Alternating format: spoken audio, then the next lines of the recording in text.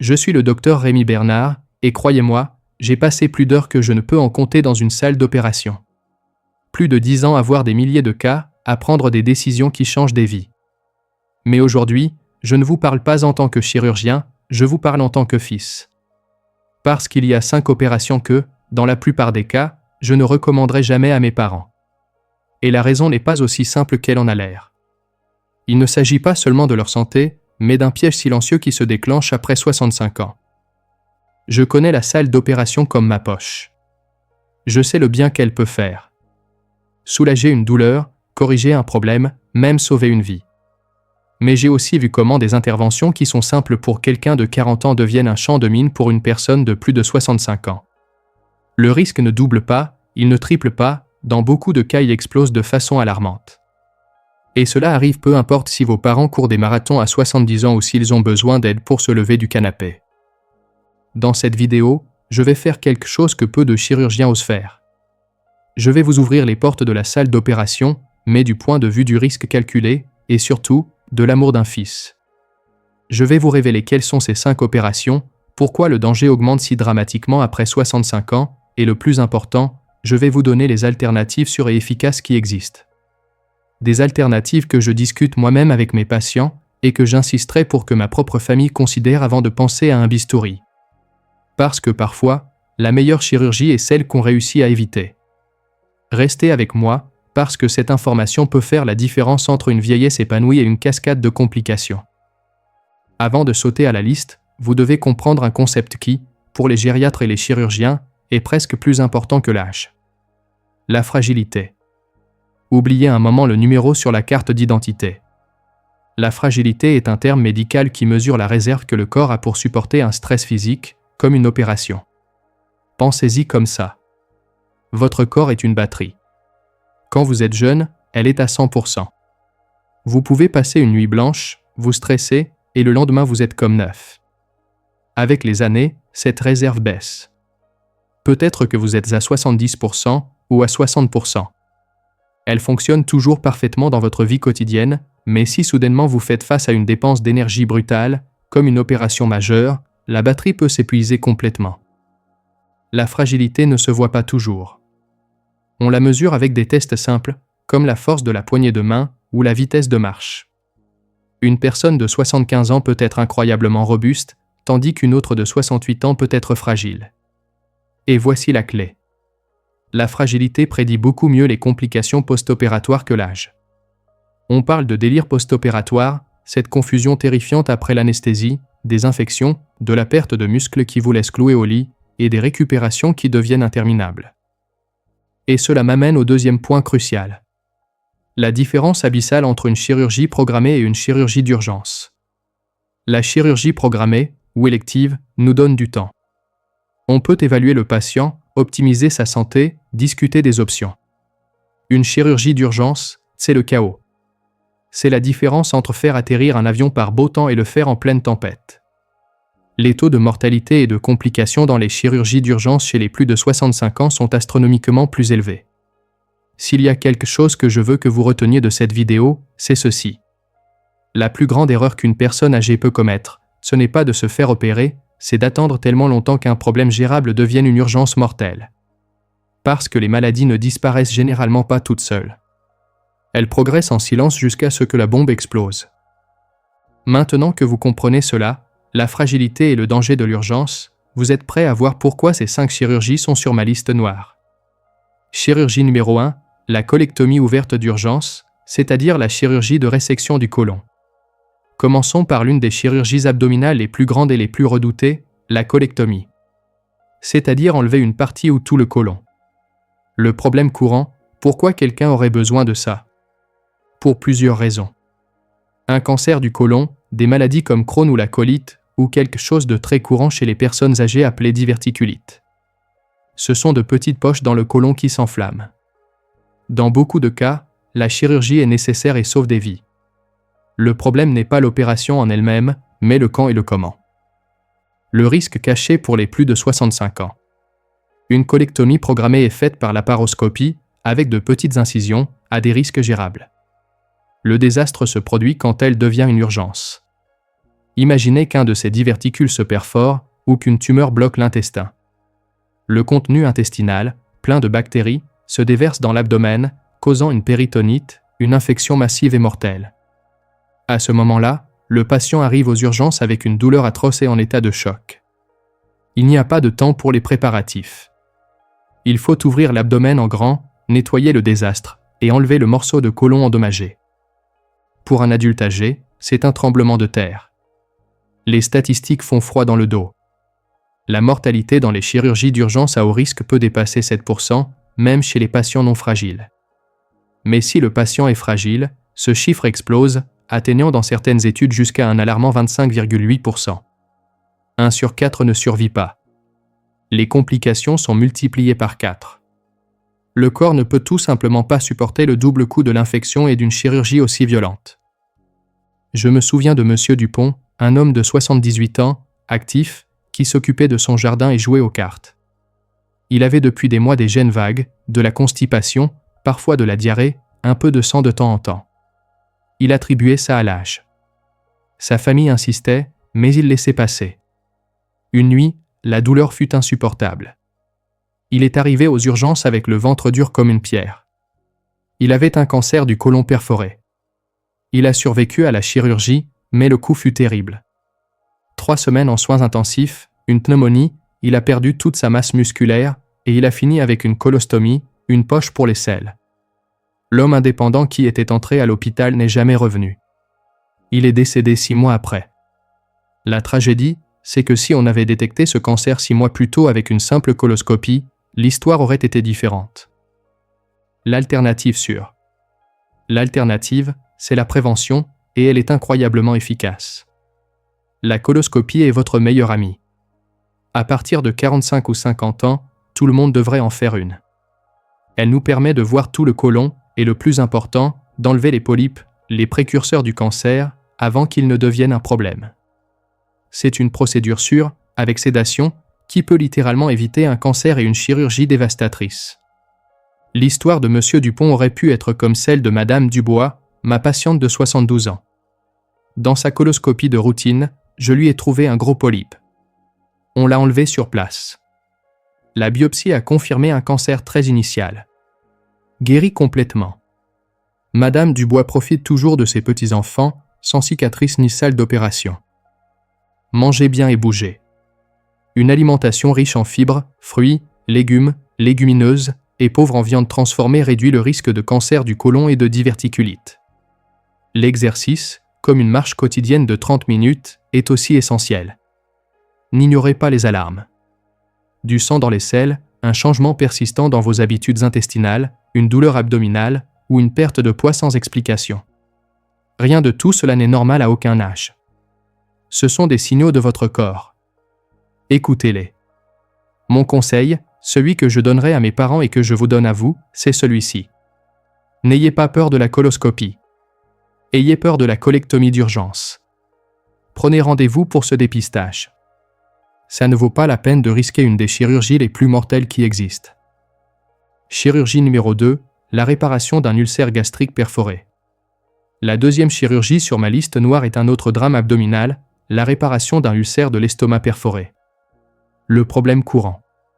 Un ulcère est une plaie dans la paroi de l'estomac ou du duodénum. Les causes principales, une bactérie appelée Helicobacter pylori, et surtout chez les personnes âgées, l'utilisation chronique d'anti-inflammatoires comme l'ibuprofène, le naproxène ou l'aspirine pour la douleur de l'arthrite. Ces médicaments détruisent la barrière protectrice de l'estomac. Le risque caché pour les plus de 65 ans.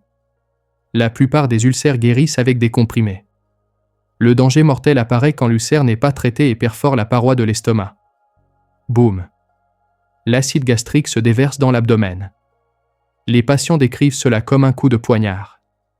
C'est une péritonite chimique brutale qui devient une urgence chirurgicale absolue. Le patient arrive en état de choc et la mortalité est extrêmement élevée, avec des chiffres qui, dans les groupes à haut risque, peuvent être similaires à ceux de la colectomie d'urgence, dépassant 25%.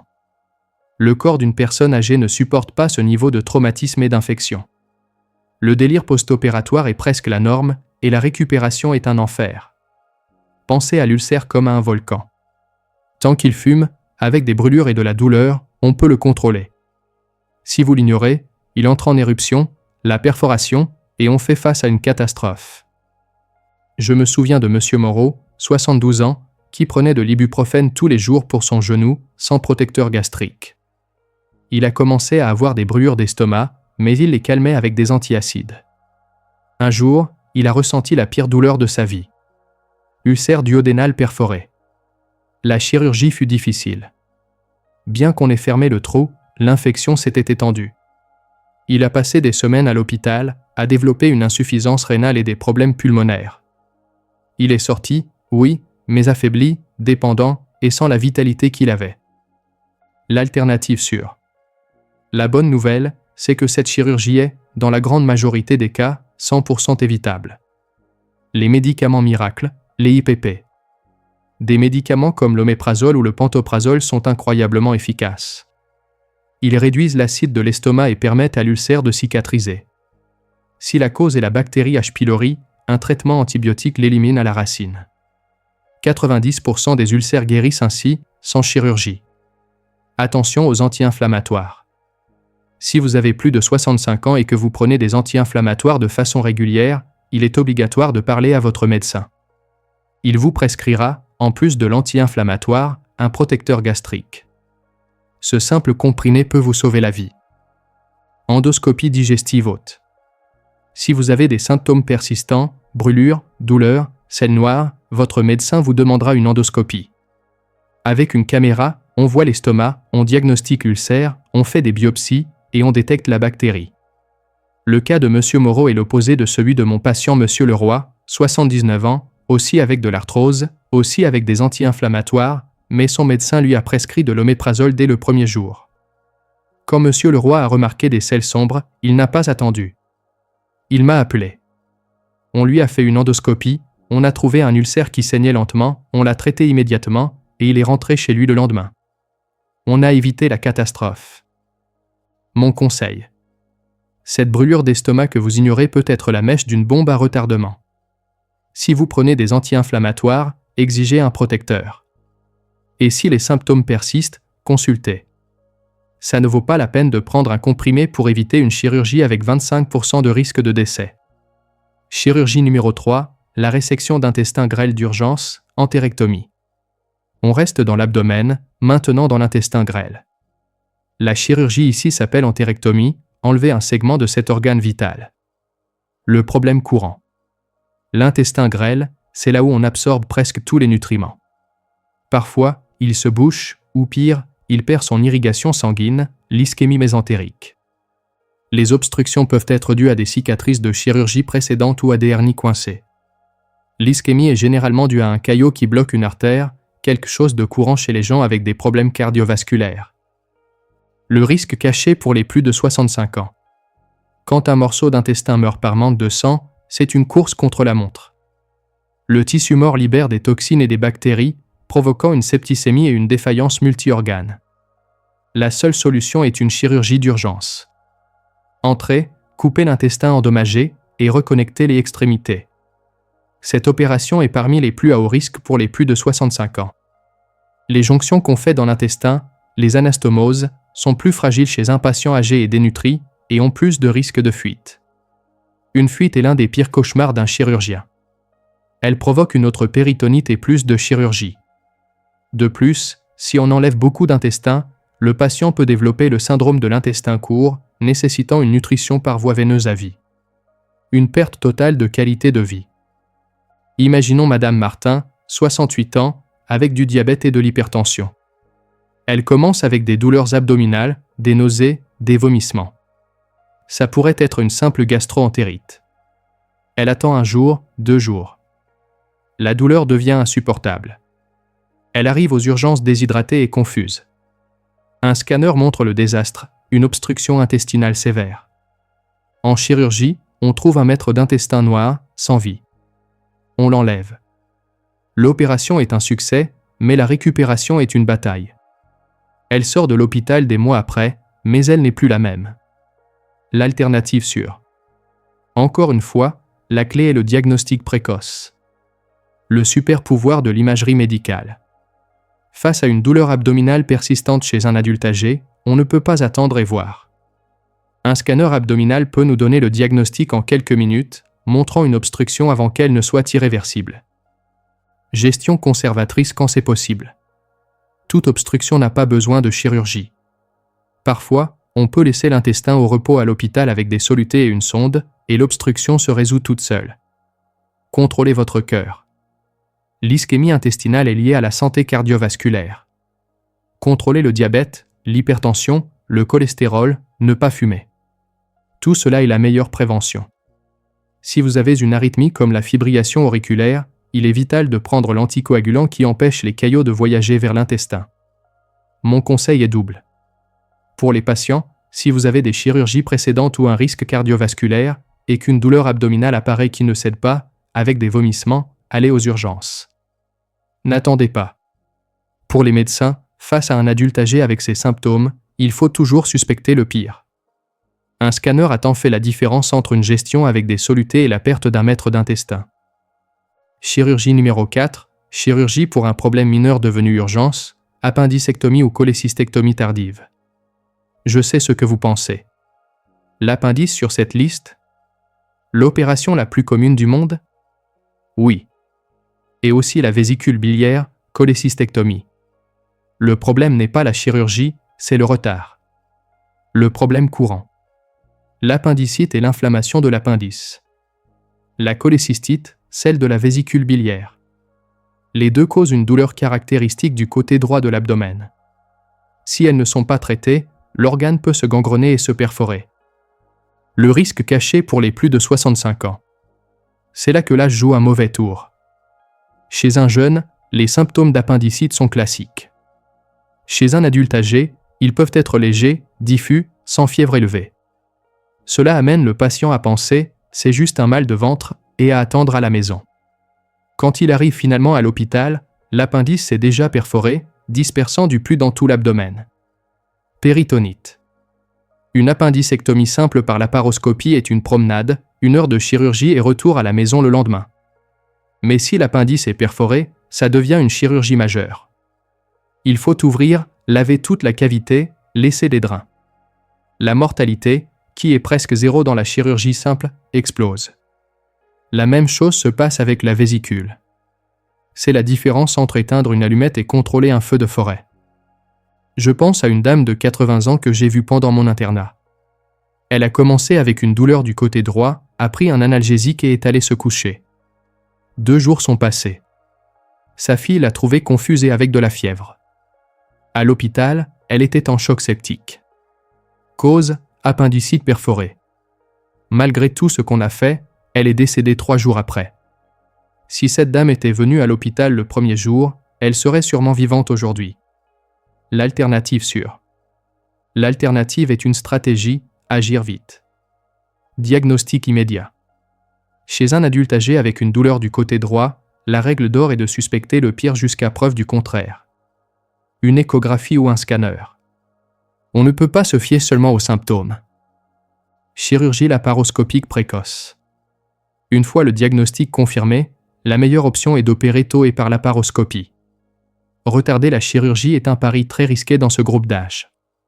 La minimale invasion permet une récupération beaucoup plus rapide, cruciale pour que les personnes âgées ne perdent pas leur mobilité.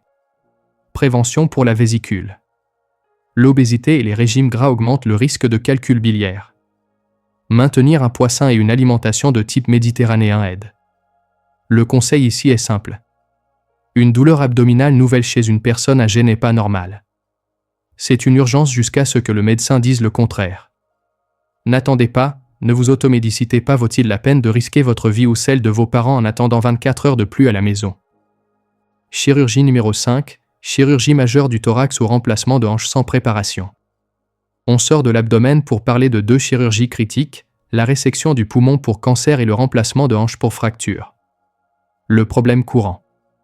Le cancer du poumon reste l'une des principales causes de décès par cancer, et les fractures de hanche sont une véritable épidémie silencieuse chez les personnes âgées.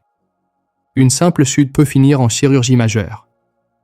Le risque caché pour les plus de 65 ans. Ces chirurgies sont en elles-mêmes risquées. Celle du thorax affecte la fonction pulmonaire. celle de la hanche vous immobilise. Chez une personne âgée, cette combinaison est une bombe à retardement pour les complications les plus redoutées. Pneumonie, caillots dans les jambes qui voyagent aux poumons, embolie pulmonaire et délire. Une fracture de hanche en particulier est un tournant. Les statistiques donnent à réfléchir. Selon les conditions préalables du patient, jusqu'à 25 ou 30% des personnes âgées décèdent la première année après la fracture. Beaucoup de ceux qui survivent ne récupèrent jamais leur indépendance antérieure. Opérer le thorax ou la hanche d'une personne âgée sans préparation adéquate, c'est comme envoyer un soldat au combat sans entraînement ni gilet pare-balles. L'alternative sûre. Ici, l'alternative n'est pas d'éviter la chirurgie. Une fracture doit être opérée. C'est de transformer radicalement la préparation. Ça s'appelle la préhabilitation.